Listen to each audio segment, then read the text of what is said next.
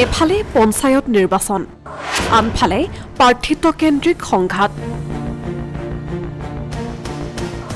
এফালে পঞ্চায়ত নিৰ্বাচনক লৈ ব্যাপক ব্যস্ততা আনহাতে দলীয় নেতাকৰ্মীৰ মাজত সংঘৰ্ষ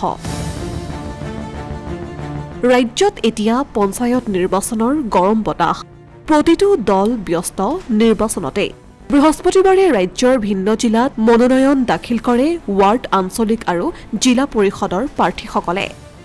এজিপি বিজেপি প্ৰাৰ্থীসকলক যদি কৰবাত মন্ত্ৰীয়ে সংগ দিছে কৰবাত আকৌ বিধায়ক দলীয় নেতৃত্বই দিছে সংগ একাংশ প্ৰাৰ্থীয়ে সমৰ্থকক লগত লৈ দলে বলে গৈ দাখিল কৰিছে মনোনয়ন পত্ৰ গীত মাত আৰু জয়ধ্বনি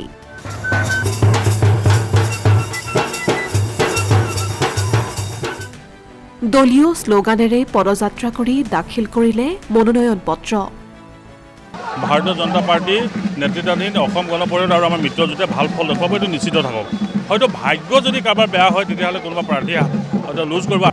আমাৰ কেইবাটাও মানে দেখিবই আমাৰ কেইবাটাও আঞ্চলিক পঞ্চায়ত আমাৰ বিনা প্ৰতিদ্বন্দ্বিতাৰে নিৰ্বাচিত হ'ব পঞ্চায়তত যিমান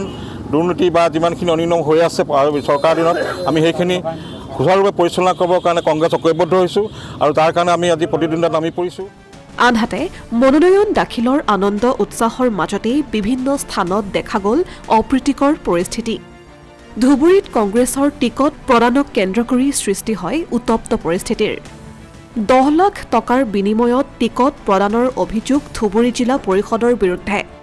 ধুবুৰী জিলা সভাপতি নৃপেন ঠাকুৰীয়াক ঘেৰাও ক্ষুভিত কৰ্মীৰ মাছবিট কৰিলে সামিউল বুলি ই বেলেগ অন্য কাউন্সিলৰ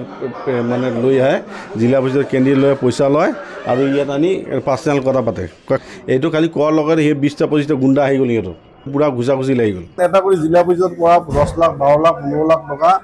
পইচা লৈ আছিলে আমিতো পইচা দিছোঁ আমি পইচা দিম বুলি কৈছোঁ যে টিকিটবিলাক যাতে পেণ্ডিং লিষ্টৰ টিকিটবিলাক আমাক দিব লাগে ইফালে তেজপুৰতো প্ৰাৰ্থিত্বকেন্দ্ৰিক সংঘাত কংগ্ৰেছৰ জিলা পৰিষদৰ টিকট প্ৰদানত অনিয়মৰ অভিযোগ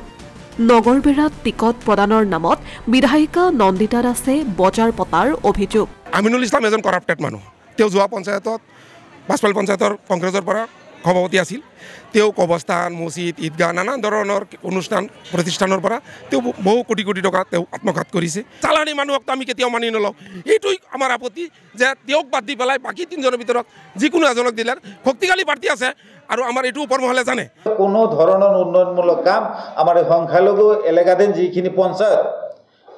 সেইখিনিত কৰা আমাৰ পৰিলক্ষিত হোৱা নাই তেখেতে এতিয়া কি আৰম্ভ কৰিছে বিজনেছ আৰম্ভ কৰি দিছে মেম্বাৰৰ টিকেটৰ নামত তেখেতে বিধায়িকা ডাঙৰীয়াই হাতৰ পৰা 5 লাখ টকা সংগ্ৰহ কৰি আছে জিলা পৰিষদৰ মানে প্ৰাৰ্থিত্ব প্ৰত্যাশী আছে তেওঁলোকৰ পৰা 10ৰ পৰা 12 লাখ টকাকে ডিমাণ্ড কৰি সমষ্টি বিধায়িকা নন্দিতা দাস ডাঙৰীয়াই মুঠতে এফালে আনন্দ আনফালে বিষাদ আৰু সংঘাতৰ সৃষ্টি হৈছে কংগ্ৰেছ আৰু বিজেপিৰ মাজত অসমীয়া প্ৰতিদিন ডিজিটেল ডেস্ক